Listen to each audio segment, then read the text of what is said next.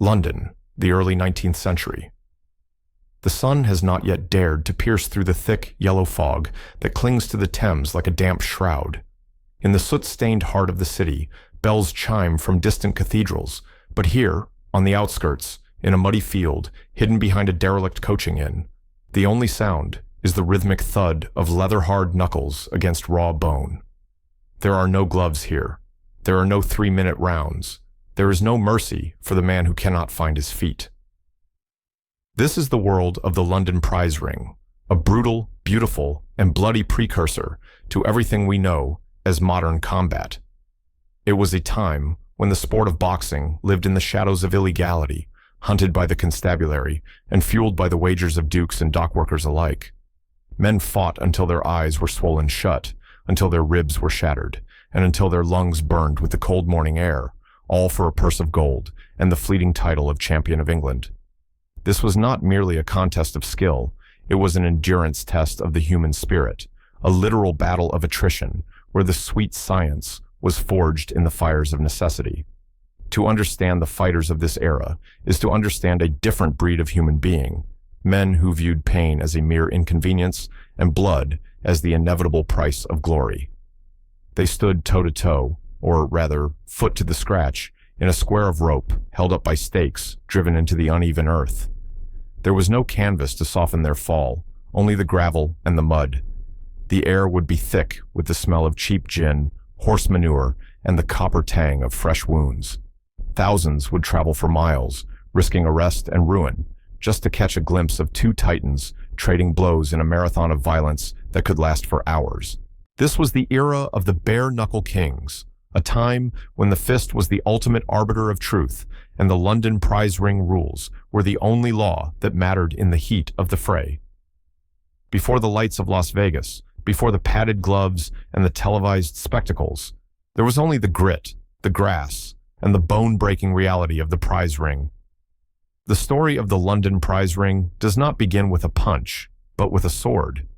In the early 18th century, England was obsessed with the art of defense, but it was an art usually practiced with cold steel. However, as the government began to crack down on public dueling and the carrying of rapiers, the focus shifted from the blade to the fist. The man who arguably bridged this gap was James Figg. Often called the father of boxing, Figg was a master of many weapons, but he realized that the public had a primal hunger for something more visceral. In 1719, he opened his amphitheater in London, a place where he taught the noble science of defense. To Figg, boxing was simply an extension of fencing. It was about distance, timing, and the clinical application of force. But the fights of Figg's era were chaotic affairs, involving kicking, gouging, and even throwing an opponent to the ground. There were no real rules, only a general understanding that the last man standing was the victor. Figg reigned supreme, a shaven-headed powerhouse who dominated the London scene for over a decade. He was a celebrity in an age when celebrities were rare, his face immortalized in the paintings of William Hogarth.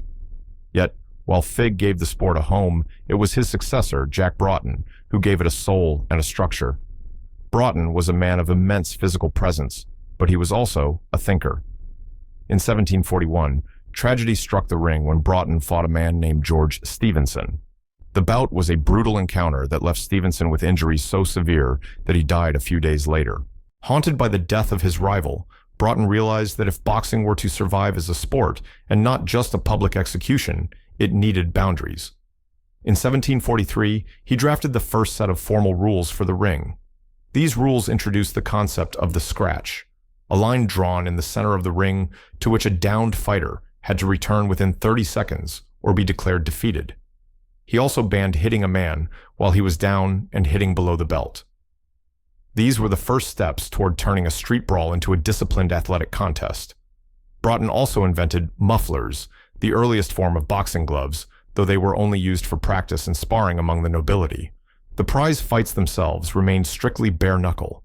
Under Broughton's reign, boxing became the fashion of the day.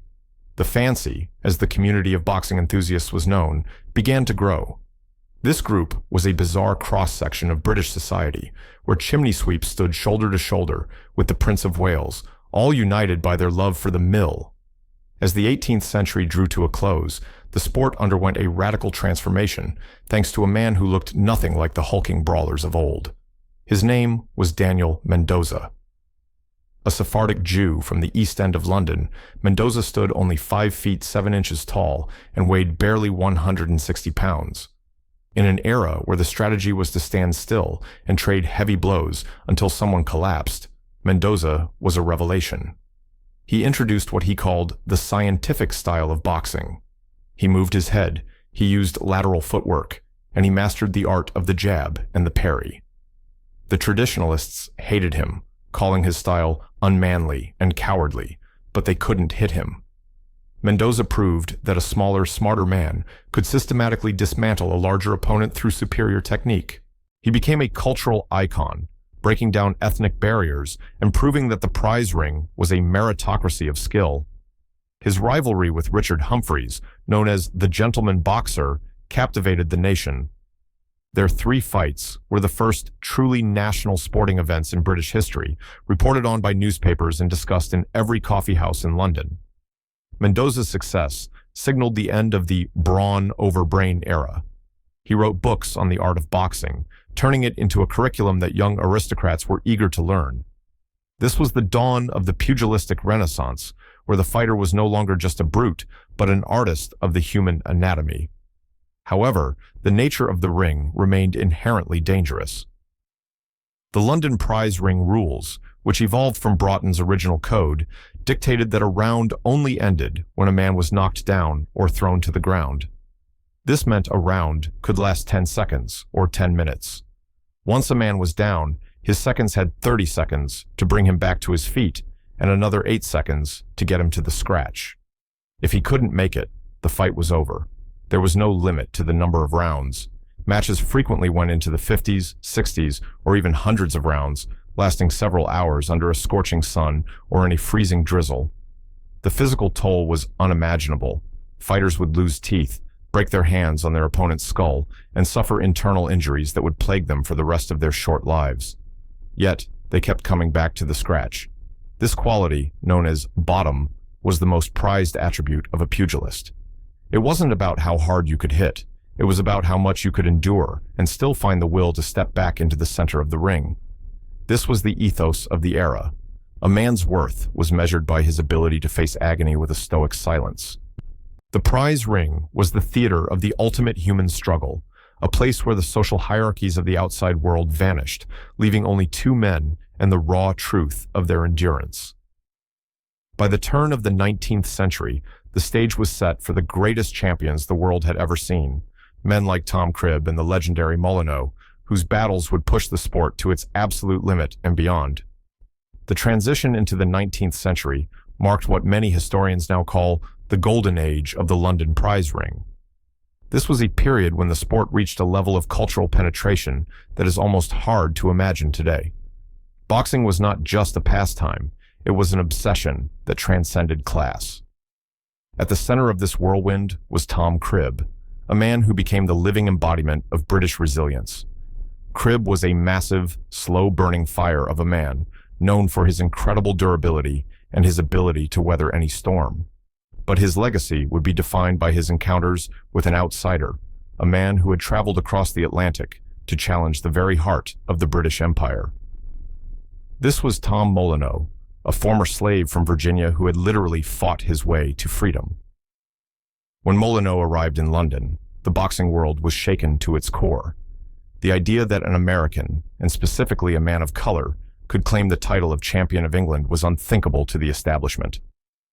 Their first meeting in December 1810 is one of the most legendary and controversial nights in the history of combat sports. The weather was atrocious. A freezing rain turned the field at Copthall Common into a swamp of freezing mud. For 35 rounds, these 2 men waged a war that pushed the boundaries of human endurance. Molyneux proved to be a technical marvel, his power and speed catching Cribb off guard. The crowd was on the verge of a riot as they watched their national hero being systematically dismantled. In the 28th round, a moment of deep controversy occurred when the crowd surged into the ring, and it was alleged that Molyneux was held and his fingers broken in the chaos. Despite the cold, the blood, and the interference, Molyneux fought on until he could no longer stand. Cribb was declared the winner, but the victory was hollow. The rematch a year later was even more massive, drawing over 20,000 people to a remote field in Leicestershire. It was the Super Bowl of its era. Cribb had trained like a demon under the tutelage of Captain Barkley, a pioneer of modern athletic conditioning. He arrived lean and lethal, while Molyneux had succumbed to the temptations of London's nightlife. Cribb won the second fight decisively, but the rivalry had changed the sport forever. It proved that the prize ring was a global stage, and it introduced a level of nationalistic fervor that boxing has never really lost.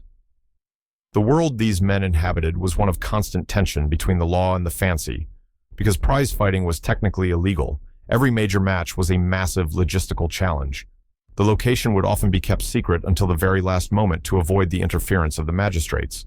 Thousands of people would set out from London in a chaotic caravan of carriages, carts, and horses, heading towards some obscure county line.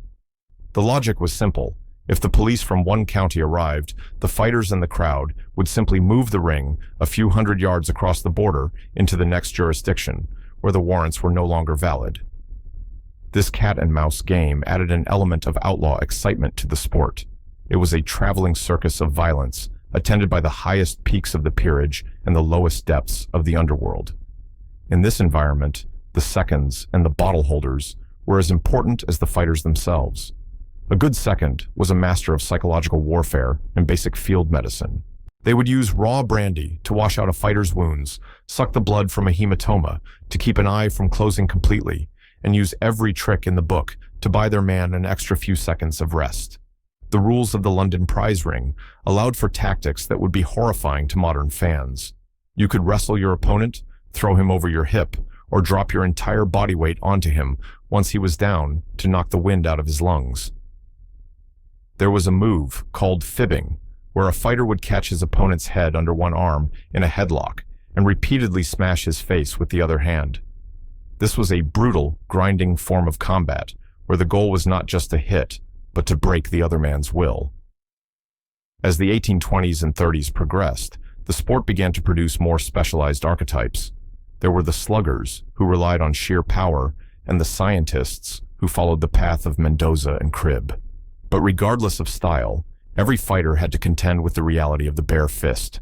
Without gloves to protect the small bones of the hand, a fighter couldn't just swing wildly at the head.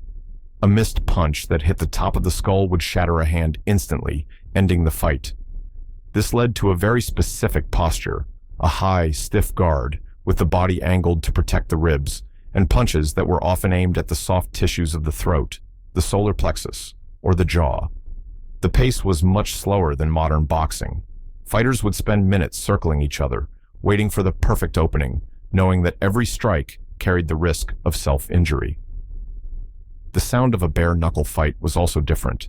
Instead of the dull thud of a padded glove, there was the sharp, wet crack of bone on skin, a sound that echoed across the quiet fields of the English countryside. The betting markets were enormous, with tens of thousands of pounds changing hands on a single match. This, unfortunately, brought a dark side to the sport. The influence of the legs, professional gamblers, often led to fixed fights and intimidation. Gangs of roughs would be hired to disrupt a fight if their man was losing, cutting the ropes or storming the ring to force a draw. This growing corruption started to alienate the aristocratic patrons who had provided the sport with its social protection. The noble science was beginning to lose its nobility, slipping further into the shadows of the criminal underworld. Yet, even as the reputation of the ring faltered, the sheer physical courage of the men involved remained undeniable. They were the gladiators of the industrial age, men who worked in coal mines and on docks during the week and bled for the entertainment of the masses on the weekends. They were legends of the pub and the street, their names whispered with a mix of awe and terror. The London prize ring was a reflection of a Britain that was rugged, uncompromising, and deeply divided by class, yet unified by a strange, primal respect for the man who could take a blow and return to the scratch with a smile on his bloody face. This era was the crucible in which the modern concept of the tough guy was forged, a time when your reputation was only as good as your last 60-round marathon in the mud.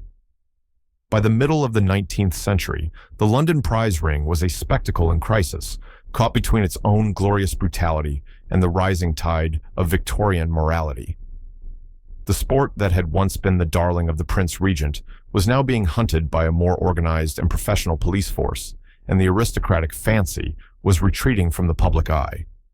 Yet, it was in this twilight that the prize ring would host its most legendary encounter, a battle that would come to be known as the First World Heavyweight Championship. The year was 1860, and the combatants were Tom Sayers, a small but indomitable Englishman, and John C. Heenan, an American giant known as the Benicia Boy. This was more than a fight. It was a collision of two nations. The buildup was unprecedented, fueled by a sensationalist press that beamed updates across the Atlantic via the new telegraph lines. Sayers was the underdog, giving up several inches in height and nearly 40 pounds in weight, but he possessed a heart of solid oak. On a cold April morning in Farnborough, thousands of people, including members of Parliament and famous writers like Charles Dickens and William Thackeray, snuck out of London on special shilling trains to a secret location. The atmosphere was electric, with a nervous energy that only an illegal, high-stakes event can produce. For over 2 hours and 42 rounds, Sayers and Heenan engaged in a struggle that defied human logic. Early in the fight, Sayers' right arm was shattered while blocking one of Heenan's massive blows. For the remainder of the contest, the Englishman fought with only one arm, using his left to pepper the American's face with lightning-fast jabs. Heenan, frustrated by his inability to finish the smaller man, eventually resorted to his superior wrestling, at one point catching Sayers' neck over the ropes and nearly strangling him. The crowd, sensing their hero was in mortal danger, surged into the ring, cutting the ropes and forcing the match into a chaotic, unethical conclusion. The fight was eventually declared a draw, and both men were awarded a specially minted belt. But the fallout was immense. The sheer violence of the Sayers-Heenan fight, witnessed by the elite of society, sparked a national debate. The Victorian public was horrified by the descriptions of the blood-soaked field and the battered faces of the champions. It was clear that the days of the unregulated bare-knuckle marathon were numbered. As the authorities tightened their grip, the prize ring was forced further into the wilderness. Fights became shorter, more secretive, and increasingly plagued by the influence of organized crime.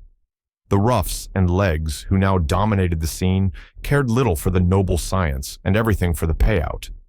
It was in this atmosphere of decline that a group of sportsmen, led by John Graham Chambers and overseen by the Marquis of Queensberry, drafted a new set of rules in 1867.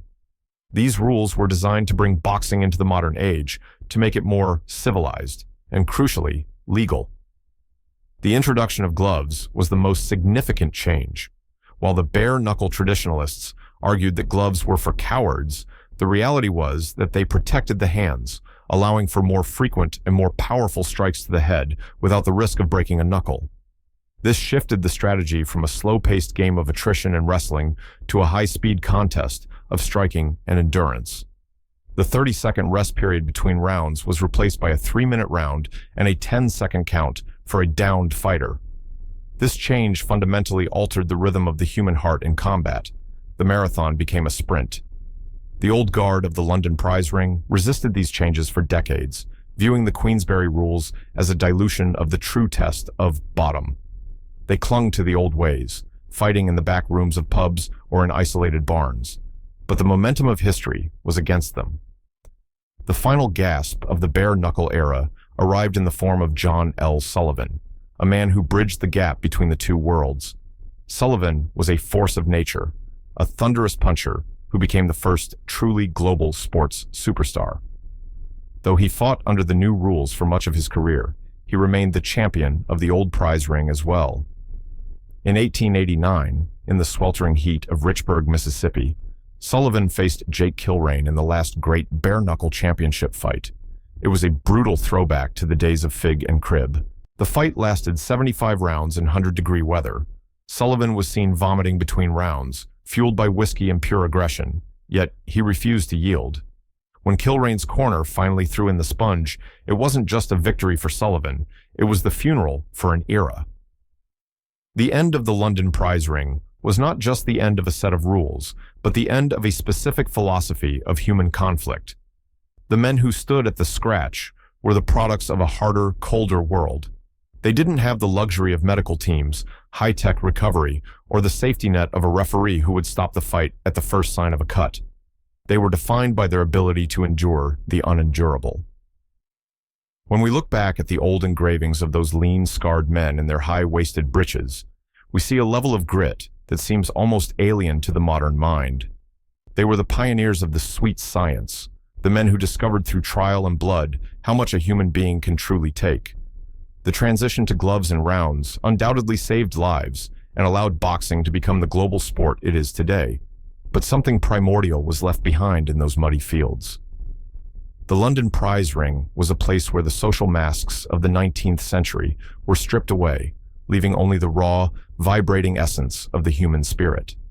It was a world of fibbing and cross buttocks, of brandy and bone cracks, of a strange and terrible honor that demanded a man return to the line as long as his legs could carry him. Today, as we see the resurgence of bare-knuckle fighting in controlled televised environments, we are seeing a ghost of the past trying to speak to us. But the true London prize ring exists only in the history books and the collective memory of the sport. It remains the foundation upon which every punch in the modern ring is built, a testament to an age when the only thing between a man and his defeat was 30 seconds of rest and the ironclad will to stand back up.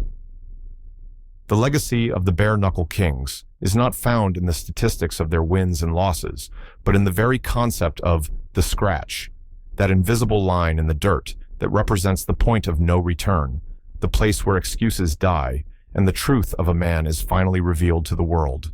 They were the architects of agony and the poets of the fist, and though their rings have long since been reclaimed by the grass and the fog, the echoes of their knuckles against the wind will never truly fade from the history of the fight.